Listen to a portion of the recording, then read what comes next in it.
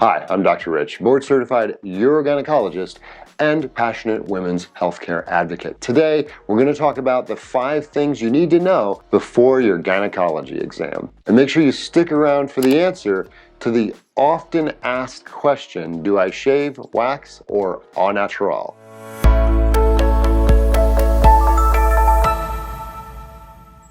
Number 1, be a good steward of your own healthcare and bring a copy of your records. We recently did a reacts video to Dr. Schmidt talking about the trouble with healthcare records. Unfortunately, the healthcare system isn't run by Elon Musk. Different healthcare record systems don't communicate with one another, and to get the most out of your visit, you want to bring your last Pap test, mammogram, and any operative notes that you've had from prior surgeries. Number 2, don't be afraid to ask questions. This is your time. This is your visit. This is your chance to get all of those questions answered. Sexual activity, sexually transmitted diseases, sexual preferences, acne, cramps, pain, all of those questions, this is the time to get them answered. Number 3, what to expect. Unfortunately, healthcare is not the most functional system in the world, and the rule, rather than the exception, is that you may have a wait time before you can see the doctor. So make sure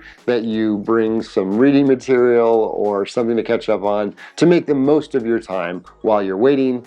Doctors' offices do the best they can to try to accommodate every patient, but sometimes a patient has a concern that goes beyond the time limits for their visit, and we want to make sure we give that patient the care that they need to get a resolution for their problem.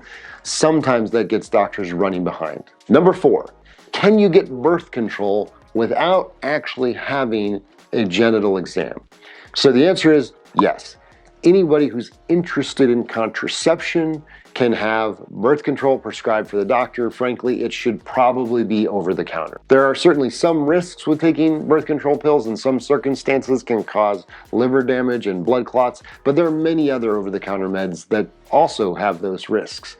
But for the time being, this is a gatekeeper type of scenario where you have to go see the doctor to make sure that whichever contraceptive you choose is right for you. So you do not absolutely have to have a pelvic exam or a Pap in order to get a birth control prescription. However, if you're sexually active, you probably should to screen for sexually transmitted diseases. Pap testing should be done periodically, but not until the age of 21. Number 5, a question that I often get asked, how do I need to prepare? Do I need to shave? Do I need to wax? Do I need to not do anything? When you see your doctor for your Pap, make it presentable. That's all we're saying, all right? We all love Ken Jeong. You can check out our reacts video here. In all seriousness, this is a judgment-free zone. You do you, boo. Don't worry about what anybody else has to say about it. There's no medical need to shave or wax before your GYN appointment. Bonus tip, is the Pap going to hurt?